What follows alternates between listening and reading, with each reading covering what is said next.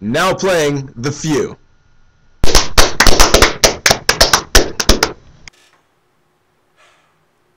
Hi, welcome to today's episode of The Few, starring myself, Theo Goldberg, Hey. and usually Kyle Walters. He called in sick today, so today it's going to be a two-man show. Today's hot topic is going to be technology of the 1920s. Oh, and an important topic in the development of the American lifestyle. Most definitely. So Theo, what development in technology do you think was most important? I'm going to start first and claim that it was the radio. Wow, Adam. I don't know what you're smoking, but you really cannot forget about the Ford's Model T and the development of the assembly line. Oh, and Hoover Dam. Come on, Adam, you really can't forget about Hoover Dam either. Jeez, man. Could you shoot down my point any quicker? Probably, yeah. Let me show you a little clip I made to prove my point. Oh, hi. Looks like you've caught me in the middle of one of my nightly rituals. Listening to the radio. There are stations such as Cube, KISS, and many others. And you kind of think about how the system came into place and when it really started to form. I mean, the radio system is so developed now. Where did this all start? Well, the time period, my friends, is the 1920s. Take a look. Before 1920, radio technology was regarded as a novelty, and very few understood how it would work. In 1908, American inventor Lee D. Forrest created the triode, which amplified the vacuum tubes in the radio and made radios more sensitive to electromagnetic waves. This invention developed to create the first known radio news program on August 31st of 1920. It was broadcast by station 8MK, the precursor of today's radio station, WWJ, in Detroit, Michigan. This station was unofficial, and the first U.S. licensed commercial broadcasting station was KDKA in Pittsburgh, Pennsylvania, which was established on October of 1920. By 1922, 600 radio stations had sprung up around the U.S. Radio advertising was also introduced in the mid-1920s. Companies such as Electric General, American Telephone and Telegraph, and the Radio Corporation of America sold radio transmitters to people across the nation. The number of radios in American homes rose from 190,000 to just under 5 million in 1929. National networks were also organized, including the National Broadcasting Company, NBC, and the Columbia Broadcasting System, CBS.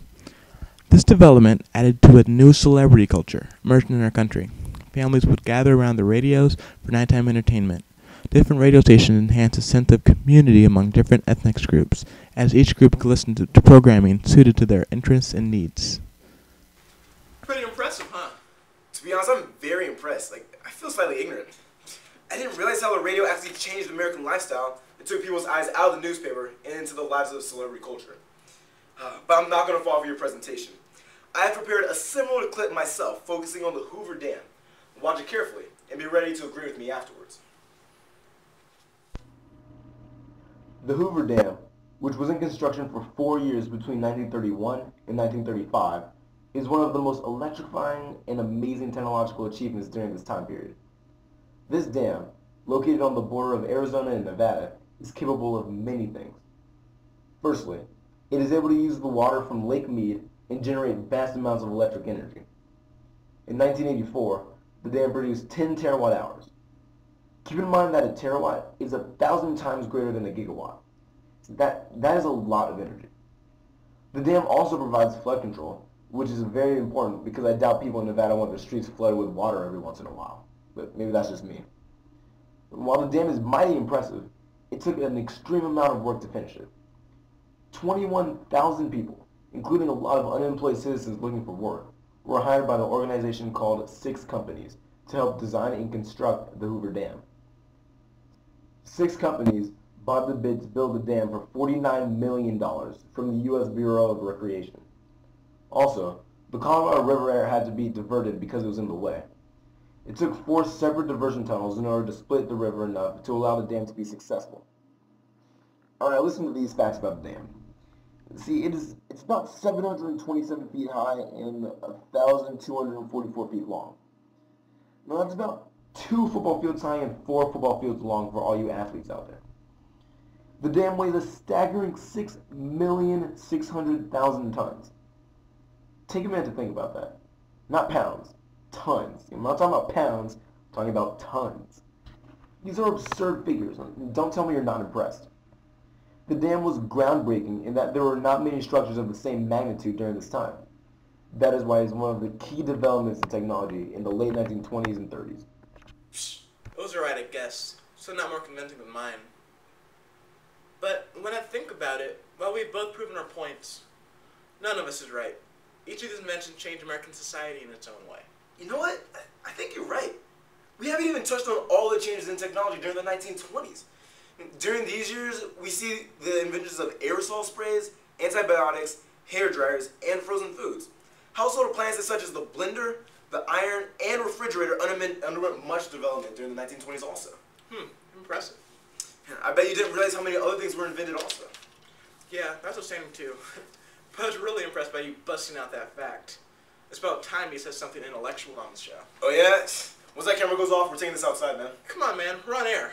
Let's just settle this after the show. Whatever. I know I'm right. Well, it looks like we're out of time. That's it for today's episode here with The Few. Be sure to catch our next episode tomorrow at 11 a.m. We'll be interviewing 50 Cent. So long, folks. Hello there. I'm John Scopes, and I have a question for you. Would you ever intentionally lie to your children? Don't you want them to be educated in the right way?